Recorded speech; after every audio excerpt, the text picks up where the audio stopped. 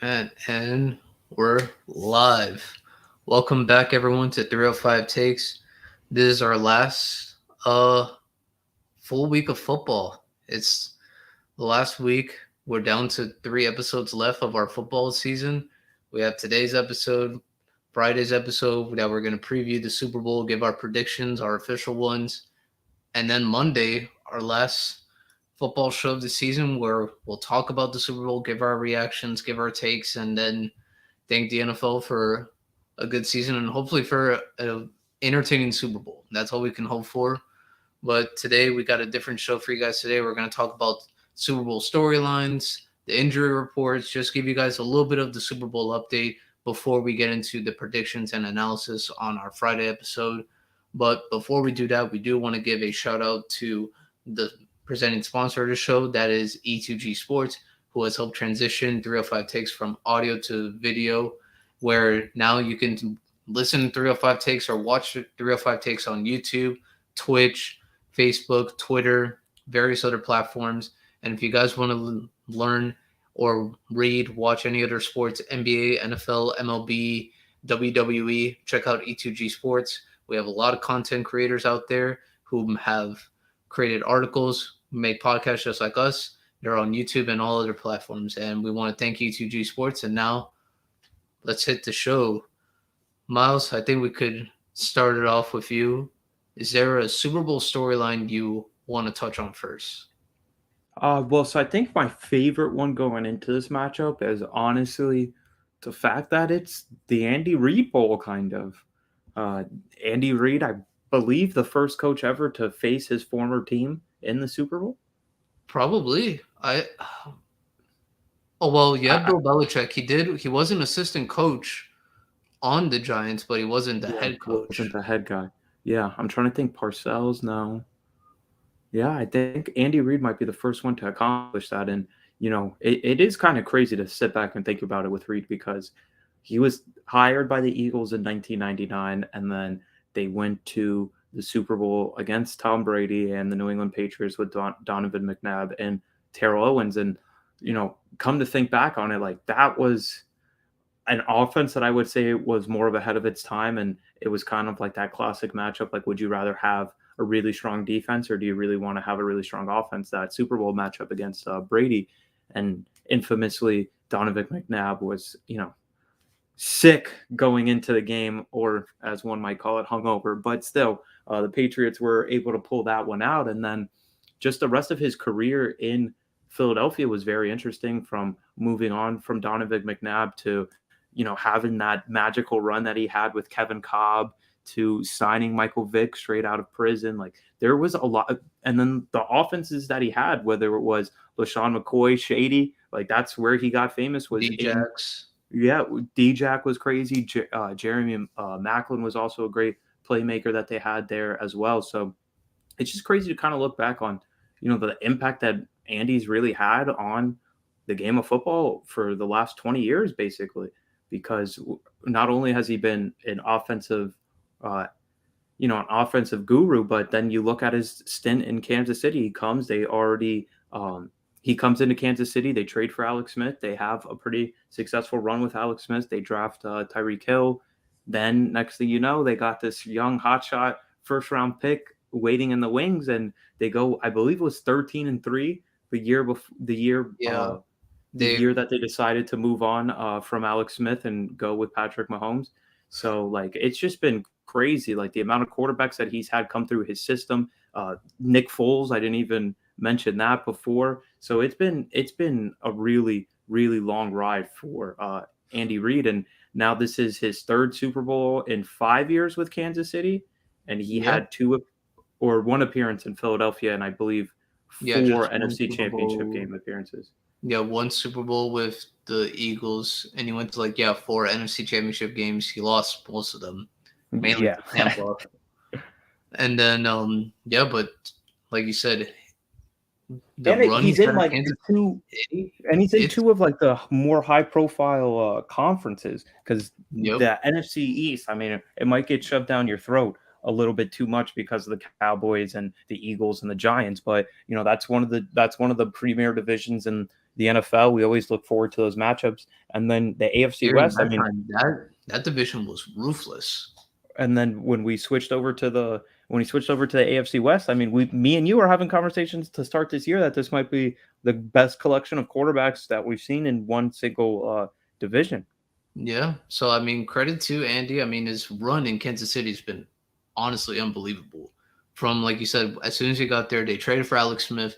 He went on a winning run. I don't think they had a losing record with Alex Smith as their quarterback. They made the playoffs every year. They just got eliminated quickly. And then to now having Patrick Mahomes in his 5 year starting stretch, they've been to three. They're now in their third Super Bowl and hosted 5 straight AFC Championship games at home. Like the run has been unbelievable. So I am curious to see at what Andy will kind of draw up because now, I mean, the city of Philadelphia, they went through a couple of head coaches since he left. They went through Chip Kelly, that obviously flamed out really fast. Doug Peterson, he did win them a Super Bowl, but he flamed out eventually in the And end. Peterson is from the Andy Reid coaching tree too, so that And that then, it's even more interesting. and now you have Nick Sirianni, who in his 2 years he's done a good job. I can't really like knock on like what he might have had maybe two bad coaching decisions. Outside of that, I can't really knock anything on Nick Sirianni because I think he's done a good job. So it's going to be interesting to see because now the whole regime is different in Philadelphia. I'm pretty sure Andy Reid still has like some kind of a say of like if the Eagles ask like, "Hey, we want to interview this coach. How do you feel about this guy?" I feel like he might answer back and like say, "Yeah, this guy's a good coach. He knows how to run this, knows how to run that." So that's definitely there for Andy Reid. It's just the only thing now is like you're so offensive heavy with Kansas City, and now you're going to be facing. I I don't want to say Philadelphia's defense first because I think they're a run first team, but I also wouldn't argue if anyone if they wanted to vice versa just because the Eagles defense has been stellar, and now Andy, I mean you have the best player on the field now, so it's kind of hard for to say like you have a chance, but also like the last time you faced a very good defense like this and that was hot, it didn't end up well. No, I you had mean, all Bengals defense was pretty hot. oh well, yeah, but it's like last time you faced the Bucks, you had a terrible offensive line. It was just all backups, and it showed that very well in the Super Bowl, just how bad it was. So the Andy Reid Bowl is definitely going to be there, but I mean, I think we also have to talk about just the Kelsey Bowl.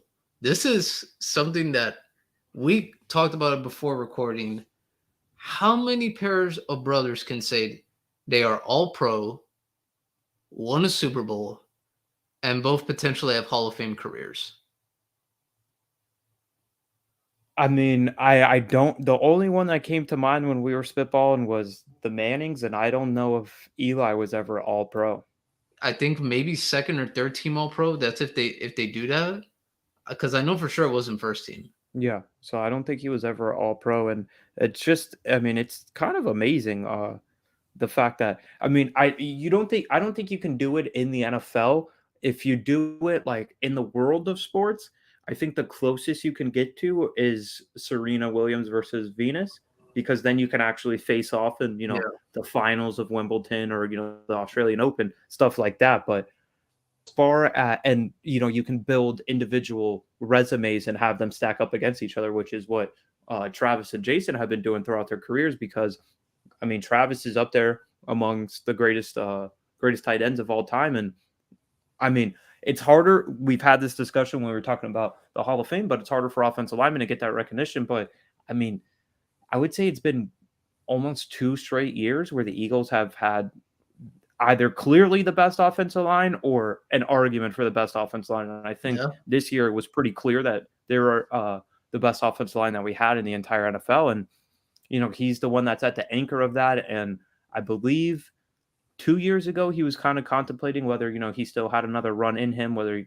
should move into the next phase of his career. But it's pretty amazing. I mean, because I was trying to think, even if you go bigger picture of sports, I mean, that, Steph is probably the best, but I think Jason and Travis, like respectfully to their career, are better than Seth, So it's not like Steph and Seth can really hold something up. We had mentioned TJ and JJ, but The no Gronk Super Bowl brothers, they appearances for haven't them. really done anything. the Watt brothers.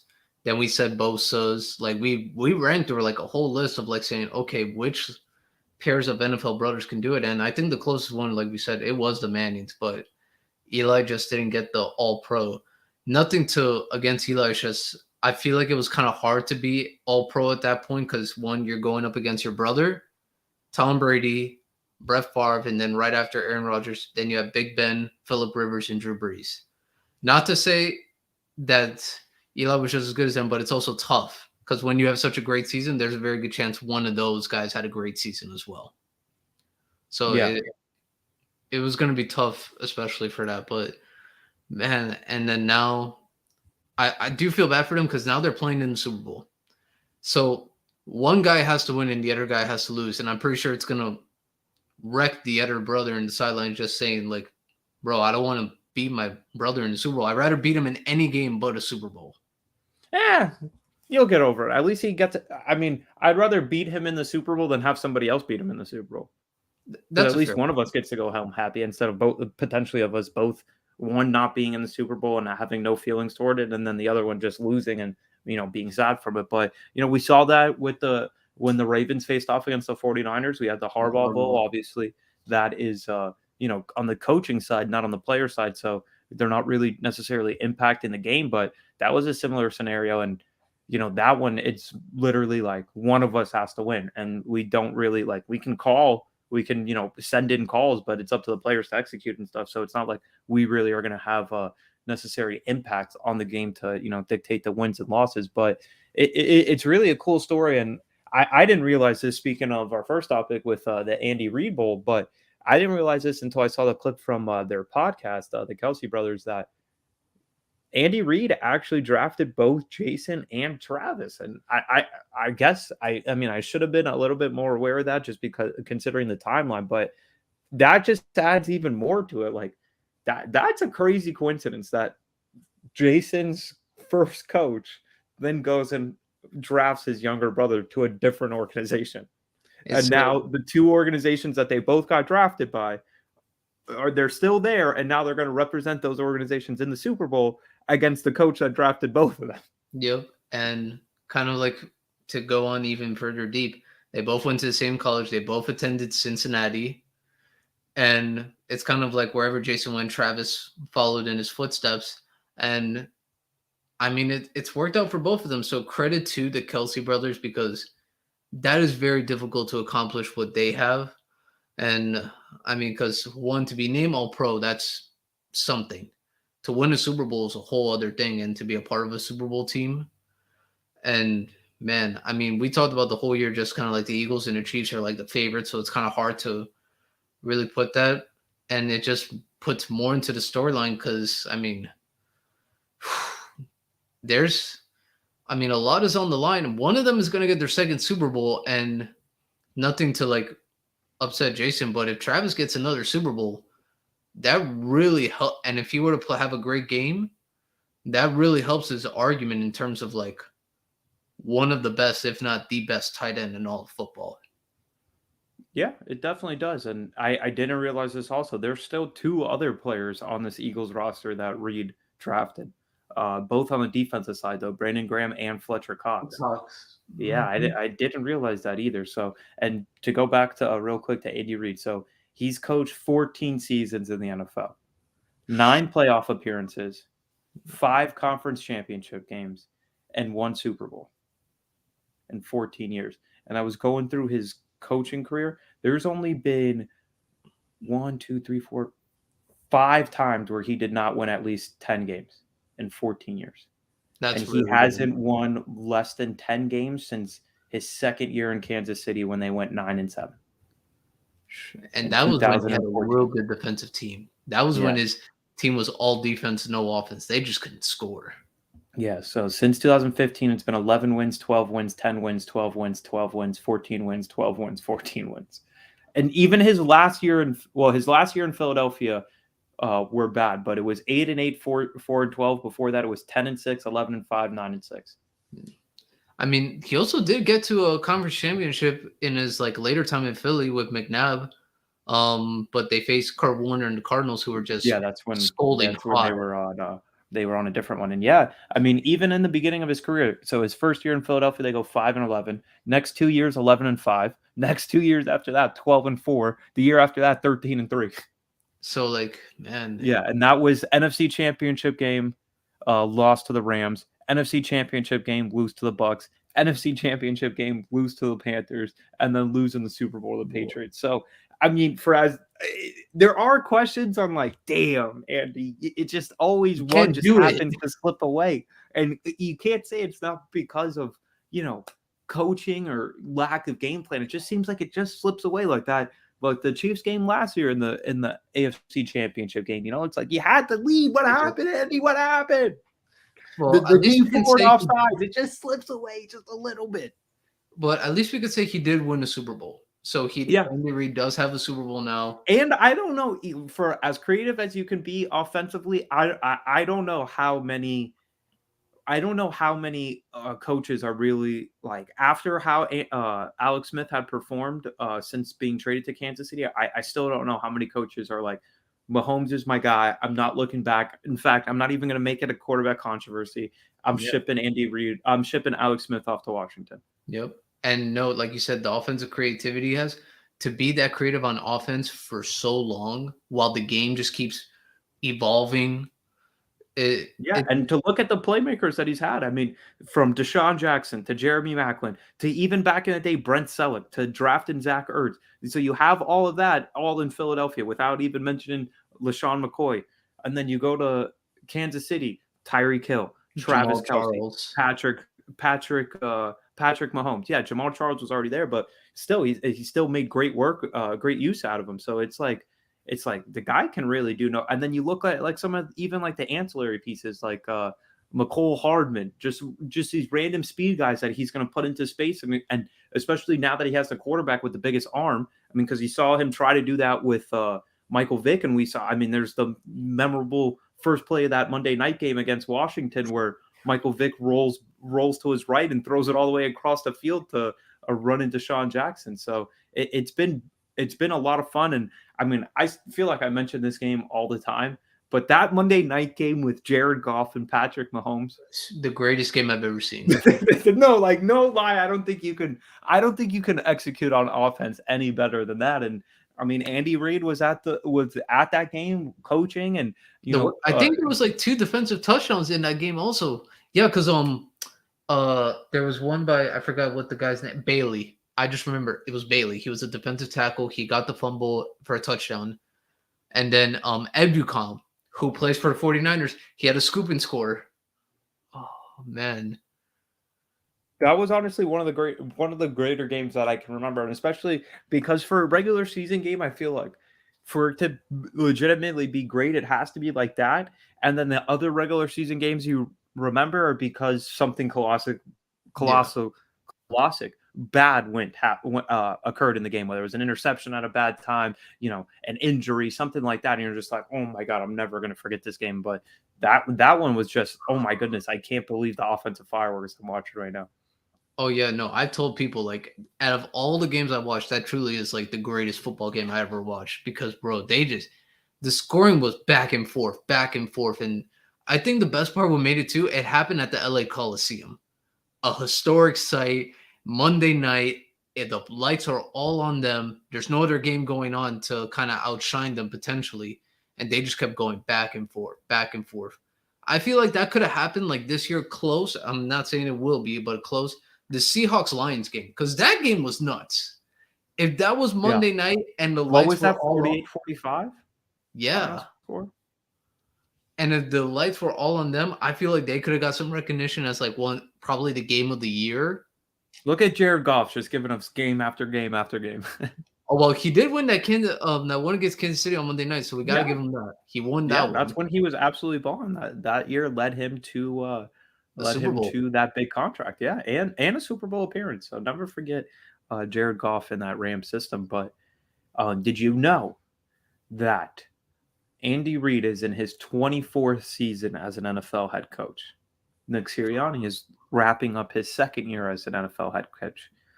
The 22 season coaching gap will be the largest in Super Bowl history between two coaches facing off against each other. Yeah, it has to be. It has to And be. he never Well, worked for Sirianni. I mean, he never worked for Reed, but Sirianni was on the coaching staff in Kansas City when Reed got there. Unfortunately, Andy Reid let him go. He was the wide receivers coach. But Sirianni, I did see a quote where he said that the one thing he always respected about Andy Reid is that he called Sirianni into his office and let him know face to face that he wouldn't be returning to the staff instead of having the GM or somebody else in the yeah, organization do it. He actually told them face to face. So he said he always respected that from him. So no bad blood as far as I can see. I've been trying to find some, but no yeah. bad Plus, blood I'm as I pretty can sure see. Sirianni expected it going in. It's like, all right, there's a new coach coming. He wants to bring in his guys. And he's an offensive guy. Like I'm sure he already has a wide receiver coach in mind. Yeah, like on who he wanted to bring in. So I'm pretty sure there he knew it was like, all right, it was coming. I just need to know when. Am I gonna get a phone call or a text? But at least to have the decency, respect of like bringing him into the office and like saying, hey, I'm not gonna bring you in to be the wide receiver coach. He was like, all right, cool. But does dang, we got some good storylines on that one because we have And we Syria. got to I'm mention. I'm surprised at the coaching guy because I thought the biggest one would have been Doug Peterson and Bill Belichick. Let me see. Let me see what Bill Belichick was at in that Super Bowl. 2018, I So think. let's see. He started as a head coach in 2000. So Reed was 99. Yeah. So So yeah, this one is that one what year yeah, difference. yeah. Yeah, that 1 year difference cost him. Damn. Shout out BB. Honestly, I that's a good question. I would have thought maybe McVay against Belichick. If you would have asked me, that would have been a good one. Um, who was I guess he had because I was gonna say because Carroll had the Patriots experience Oh before, but yeah, I he thought did have that one against the Broncos. I think that was because it was Fox. Jason Fox, yeah, yeah, or Yeah, John Fox, John not Jason. Fox. And then I think the last biggest storyline for me is that we're gonna have two black quarterbacks facing off against each other in the Super Bowl with Jalen Hurts on one side and Patrick Mahomes on the other side. And We've come I a long honestly, way. it's come a long way. And honestly, like I think Philadelphia should really be applauded for the fact that they weren't really interested in trying to find a replacement for Hurts. They Yep. were like, They let's see stuck what with we him. have and let's actually try to build around him. They traded for AJ Brown. They have this offensive line. They obviously thought that the quarterback was good enough to lead them to the playoffs. And they're like, all right, we have the most valuable thing in the sport, which is a good quarterback or a quarterback that we think we can actually win with on a rookie deal. Let's make moves around the edges. They, bring in help on the defense. They bring in the AJ Brown. They Darius draft Devontae Slay. Smith. Yeah, so I think they deserve a ton of credit for that because I think a lot of organizations would have either tried to look for what's wrong with Jalen Hurts instead of trying to build him up. So shout out Philadelphia for sticking with Jalen Hurts, especially after the way they went out in the playoffs last year. Yeah. That was a really ugly game, but they stuck with him and actually decided to build with him after that. Yeah. They even invested in a couple of first round picks on offense to get a Devontae Smith, bring in some other pieces too. So a lot of credit to the Eagles because, like you said, they stuck with him after you could say his first year with, and it was Doug Peterson's last year. It was just bad. It was bad. And then last year he worked out with Sirianni. It it wasn't the best, but it wasn't bad either. And then this year it's just been great from start to finish so far. And who knows? Maybe Jalen's got one game left. I think the only thing people are still probably like that question is probably all right. Can Jalen Hurts win a game by passing in the pocket? But note a lot of their games have it got way out of hand going into the fourth quarter where Philadelphia just had the lead, so he didn't really have to do anything. So I also think that plays a role into what maybe people might still have some questions about Hurts. I don't think they should have those questions because one, if you make the Super Bowl, you're there for a reason. Like whether how good the quarterback is or not, he played well enough to be in that Super Bowl. So, and then vice versa with Patrick Mahomes, I don't think anyone could find anything wrong with Patrick. I mean, he has the arm, he can throw from every angle, he makes every single throw you want as a quarterback. I mean, you could probably question his decision making at times, like because sometimes he does take those risky throws, and it has come back to bite him a couple of times. But No, to have two black quarterbacks from the beginning now, and also the way the game has changed. We went from like you need a pocket passing quarterback to now you just You want a better be quarterback able to that move. At yeah. least move. The minimum you Can you have to extend be the able to do is play move. by any means necessary? Yeah. Can you beat a defensive lineman to the line of scrimmage? Like Yeah, that's and at it. least Can you beat gain the like defensive lineman two to or the three line of extra scrimmage? yards. Yeah, I honestly think the days of like the true pocket passers, like I mean, like the Brady's of the world. I know that obviously he's a extreme example because he's Tom Brady, but like even the Peyton Mannings of the world, I think those are long gone because you have to be able to threaten the defense in multiple ways, even if you're not exactly scrambling. Just the ability to move up and have that possibility or threaten going past the line of scrimmage, and then the defense has to bite up and you throw the ball over their head. But also for Philadelphia, 5 years ago, they win the Super Bowl over Tom Brady and the Eagles, and then everything kind of went to, crap after that Yeah, it was with bad. Carson Like, Wentz. everyone was coming out with a book at that time, and then you could just tell by, like, the way they were going, it's like, "Alright." And they just kept talking about Nick Foles, Nick Foles, Nick Foles, when it's like, "Hey, Carson Wentz was playing like an MVP, and all of you are embracing Nick Foles instead of, like, saying, 'Oh, man, we're gonna have Carson Wentz back.'" And I feel like that was a disaster waiting to happen, and it did. This is not that long ago, 2021. The Eagles fired Doug Peterson, who is currently the coach of the Jacksonville Jaguars. They went 4-11, had Carson Wentz signed to a $128 million contract extension. They had Nick Foles as his backup. And going into that offseason, they still made the decision to draft Jalen Hurts in the second round. And then, like some of the moves that we were talking about afterwards, well, even going back before that, the same thing happened with the Chip Kelly after not finding a replacement for Andy Reid. Chip Kelly goes 6-9. They fire him. They let go of LaShawn McCoy right after that, and then they're able to build up the team that goes on and wins the Super Bowl over the Patriots and was the number one seed that year. So then you look at this year, they signed Hassan Reddick, who's been a huge leader. He has 16 of their 70 sacks, which led the league this year.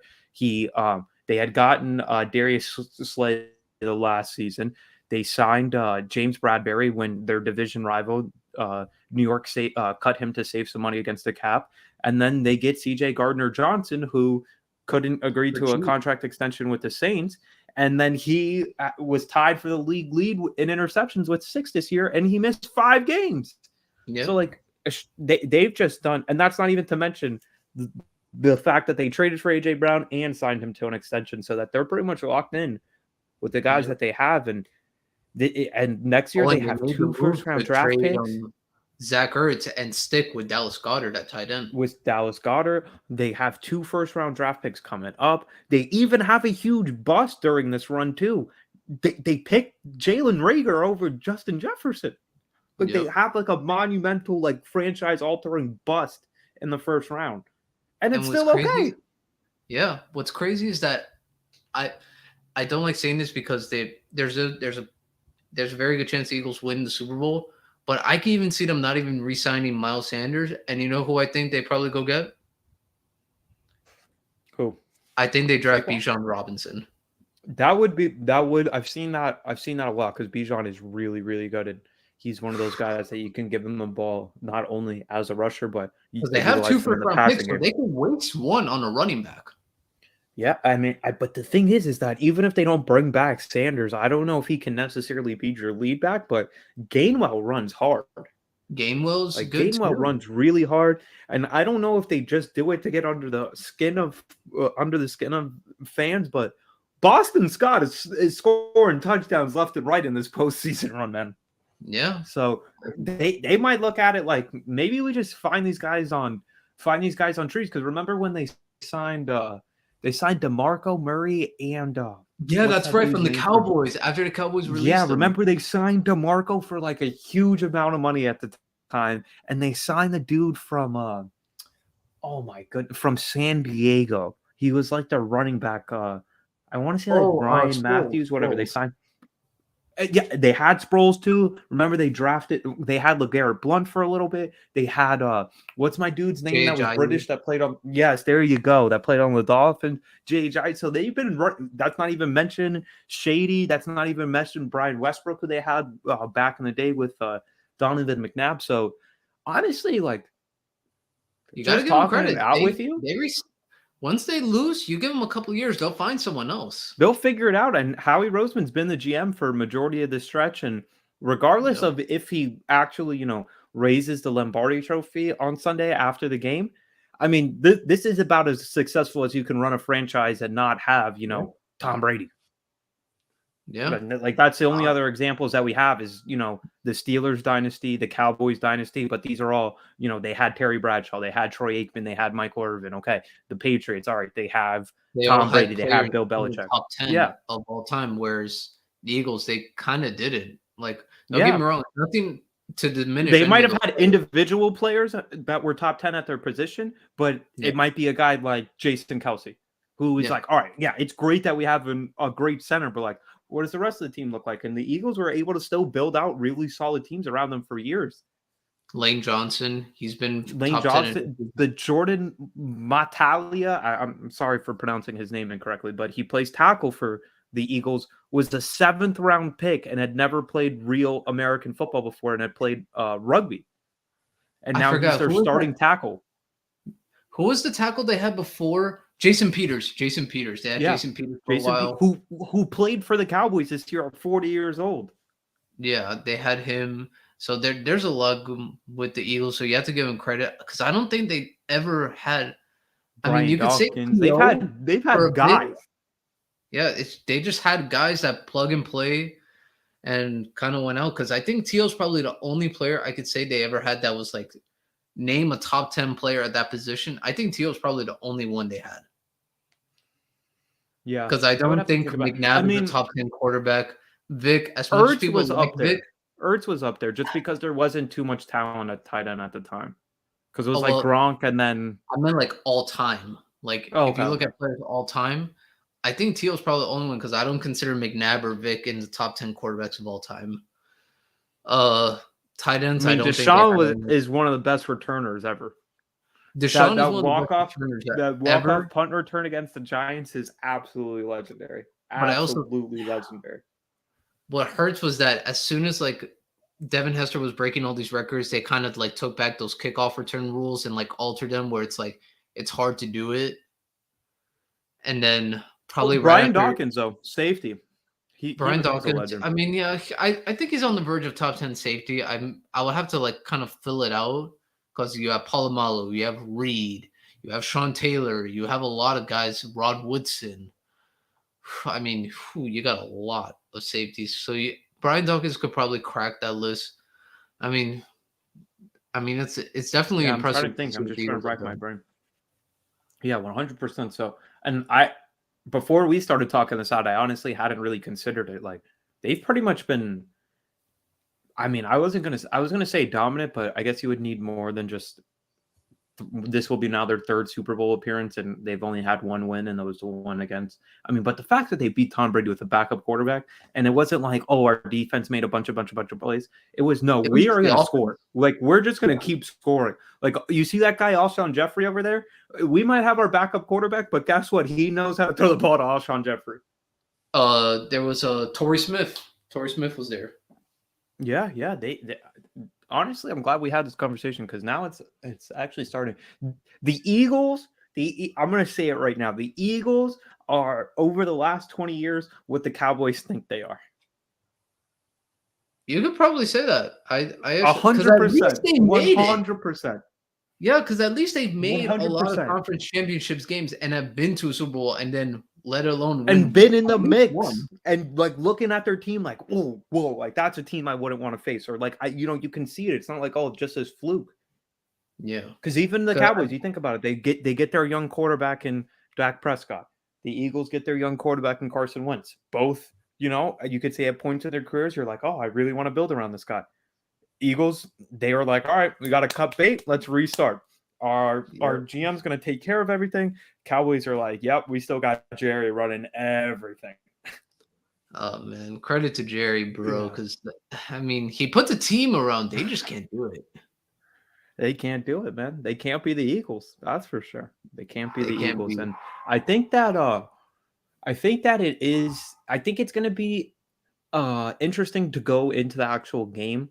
Uh I want to see how Mahomes looks because I mean there were times he was limping and he didn't look like he was 100% healthy in that Bengals game. You know, like there were times after throws or if he did, occasionally try to break off a couple runs that, he would come back a little gimpy, limp it off a little bit, get back into the huddle.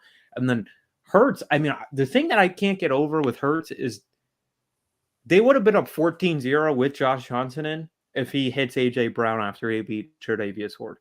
And it was like a walk-in touchdown. And I get it. It wasn't like it was a terrible throw. He just overthrew it a little bit. It's like, all right, but bro, like I get that you have this amazing team, but like just make that throw. Just make that throw Yeah, that's gonna turn the game off like in the be more first quarter. consistent. With Josh Johnson, nah, bro. I wasn't gonna watch the rest of that game if they go up 14-0. But I mean, I remember when McCaffrey scored that touchdown and made it 7-7. I texted you and I was like, yo, we might have a ball game. We might have a ball game. Obviously, like the Yeah, 49ers were clearly limited, but I just wanted the Eagles to like put them away, which they later did, but I wanted them to like go for the kill shot now. We can start celebrating from the second quarter.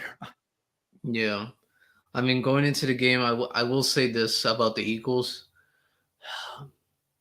I I want the Chiefs to win. I really do. I've big Pat Mahomes guy. Like you guys can ask Miles. Like I've always almost every week I'm pretty sure I've picked the Chiefs like to win the game. Obviously, there's times where I'm just flat out wrong, but I've always picked the Chiefs. I picked them last year to win the Super Bowl. That didn't happen. Year before I picked them to win the Super Bowl. I was humiliated after that. And so like I've been on there. So I would I like to see the Chiefs win? Absolutely. I would love to see the Chiefs win this game, but it's gonna be hard because the Eagles have such a better team on paper overall. The Eagles should win this game. And then if anything, history has told us when the number one offense is playing the number one defense, history has told us the defense wins all the time. The last time we saw that was with the Broncos and the Seahawks, and the Seahawks just humiliated them. Like it Yeah, was that was bad. not even a fair. Like that was one of those where I would have been like, there's weight classes for a reason because you got that noodle arm Peyton. It was the fact that it was noodle arm Peyton against that defense. Like you And the weren't word beating that defense with no noodle arm. and oh man, that game was bad. So I mean, we'll see. The Eagles and Chiefs are definitely going to put up a fight, but guys, we do have to let you guys go today because we do not want to give out our predictions and anything just yet. We are going to save that for Friday's show. We're going to try to have on a guest so that we could get someone's third opinion outside of me and Miles for the Super Bowl. And yeah, we're going to be looking forward to it. We're going to look at some of the storylines, see if anything changes. Maybe, who knows, something drastically happens is an injury. Hopefully not. Knocking on wood here for both teams to at least be fully healthy going into the game. Well, yeah, we're excited for this game, and it will be our last football Friday. That will be crazy. That will be sad. I'll be sad. I'll shed a tear during that one. But at least we do have one thing, guys. We will be back uh further just because we are going to be having some basketball. We are big basketball fans, and we also still have to cover the NFL offseason because free agency is going to begin in March, and we're in February. And So I mean, we have two teams that still don't have an NFL head coach. yeah, I mean we have free agency, and then we have the draft at the end of April. And then after that, we really won't be talking about football until like probably training camp starts in July. But still, we got like at least maybe, a couple of like days of football content away. But we are excited. We are going to be putting on a show for you guys on Friday. We're going to try to put on a great one for you. And yeah, until then, we will see you on Friday. Peace.